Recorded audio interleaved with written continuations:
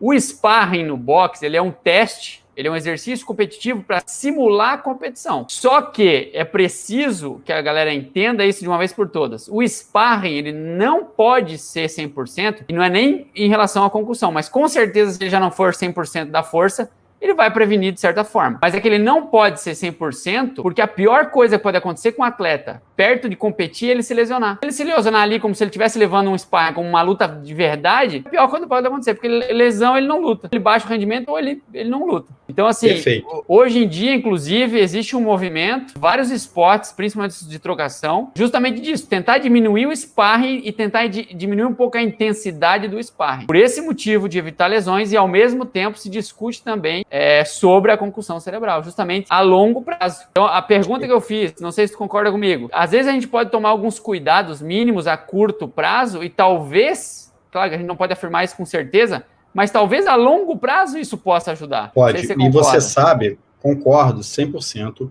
Obviamente, Tainá, eu sou médico, eu não sou treinador de boxe, eu não tenho essa experiência em montar um camp, né? Mas, assim, medicamente falando, o que você falou está perfeito. O sparring, dependendo da intensidade e da frequência, ele vai ser prejudicial ao seu atleta. Primeiro, imagina que faltando alguns dias para a luta, você resolva dar aquele último treino, aquele último sparring para preparar seu atleta, faltando, sei lá, talvez eu nem sei qual o mínimo que vocês usam para o sparring, mas, sei lá, talvez uma semana para a luta. E aí você imagina que seu atleta, durante esse sparring, sofra uma concussão cerebral, e aí ele não consiga se recuperar dessa concussão cerebral até o dia da luta. Então, assim, primeiro, o que a gente já falou, a concussão cerebral, ela vai fazer com que o seu atleta não absorva informações novas, então ele já vai chegar no dia da luta com uma desvantagem de não entender suas instruções e vai chegar com uma desvantagem de diminuição do espaço. Como eu falei antes, você perde a noção do espaço, então ele já vai demorar mais a achar a distância do adversário, ele vai perder essa noção de espaço. Então, só aí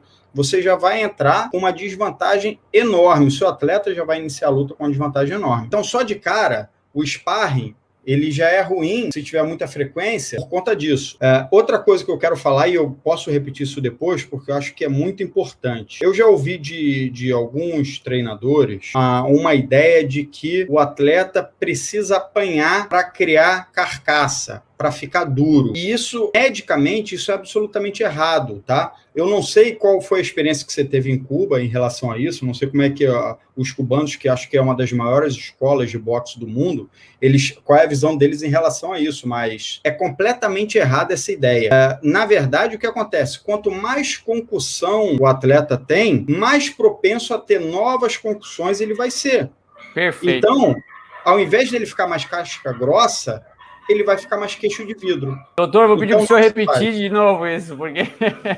Cara, é sério, mas isso é muito importante. Isso se tem algumas mensagens eu queria deixar aqui hoje, algumas mensagens importantes. Se uma das mensagens importantes que eu queria que as pessoas levassem para casa é essa, de que não se aumenta a resistência cerebral através do trauma. Você tem que preservar o cérebro do seu atleta durante o camping, durante o sparring, para que ele fique mais duro durante a luta, para que ele entenda mais a tática durante a luta, para que ele, de fato, tenha uma vantagem durante a luta. Quanto mais traumatismo ele tiver, maior a chance dele ter novo. Então, se ele já tem uma concussão durante o treinamento, meu amigo, você pode ter certeza que a chance dele ter uma nova concussão durante a luta vai ser muito maior. Agora, esqueçam essa ideia de quanto mais você apanhar na cabeça, mais forte você vai ficar. Esqueçam, isso é completamente errado. Quanto mais você apanhar, quanto mais trauma você tiver na cabeça, mais fraco o seu cérebro vai ficar, menos concentração você vai ter, menos noção de espaço você vai ter na hora da luta, então vai ser pior para você. Você não vai lembrar da estratégia. Poupe seu atleta. Tenha preocupação com a saúde cerebral dele, que é muito importante. E uma coisa importante, Tainá, que é legal a gente falar, que existe muitos atletas que ainda estão em idade escolar. Então, tem muito adolescente treinando, adultos jovens, alguns deles fazem faculdade, outros fazem curso, e você sabe que a concussão cerebral, quando não tratada adequadamente, isso vai interferir na formação escolar desse atleta, desse adolescente. Então é comum o adolescente que tem uma concussão cerebral, quando não tratada, ele começa a tirar nota baixa no colégio, não começa a não entender. Então isso é importante. Até nisso o treinador tem que se preocupar. O atleta adolescente dele, ou o atleta que está fazendo está tendo algum grau de escolaridade, porque isso pode afetar diretamente no rendimento escolar dele.